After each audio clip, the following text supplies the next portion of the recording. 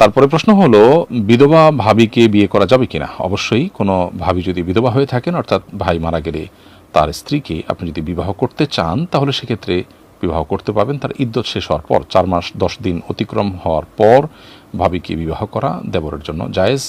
এবং এটা যদি তার প্রতি সহযোগিতার মানসিকতা থেকে হয়, ভাইয়ের সন্তানদের প্রতি আন্তরিকতা এবং তাদের অভিভাবকত্বের মানসিকতা থেকে হয়, তাহলে কিন্তু সেটা বরং আরও প্রশংসনীয় হবে, আরও ভালো হবে। বিধায় বিধবা ভাবিকে বিয়ে করা মৌলিকভাবে জায়েজ, তবে যেটি বলেছি যে ইদ্যত শেষ হওয়া পর্যন্ত অপেক্ষা করতে হবে। এরপরে প্রশ্ন হলো, ইমাম সাহেব এক রাকাতে সিজদা একটি করেছেন, শেষে স্মরণ হওয়ায় সাহু সেজদা দিয়ে নামাজ শেষ করেছেন, নামাজ হয়েছে কিনা? উত্তর হলো, নামাজের মধ্যে 2টি সেজদা দেওয়া কিন্তু ফরজ।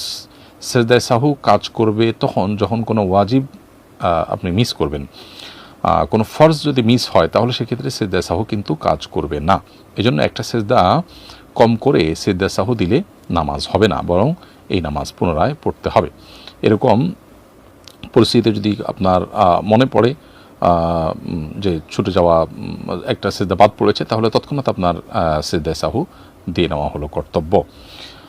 এবং সেজদায় সাহু দিয়ে একটা সেজদা যেটা মিস হয়েছে ওইটা দিয়ে তারপর সেজদায় সাহু দিবেন। ধরুন আপনি বৈঠকের মধ্যে আছেন, তখনই মনে পড়েছে যে আপনি সেজদায় সাহু না দিয়ে আপনি বৈঠকে চলে গেছেন, তাহলে সেক্ষেত্রে তৎক্ষণাৎ একটা সেজদা দিয়ে লাস্টে সেজদায় সাহু দিয়ে সালাম ফিরিয়ে আপনি নামাজ শেষ করবেন।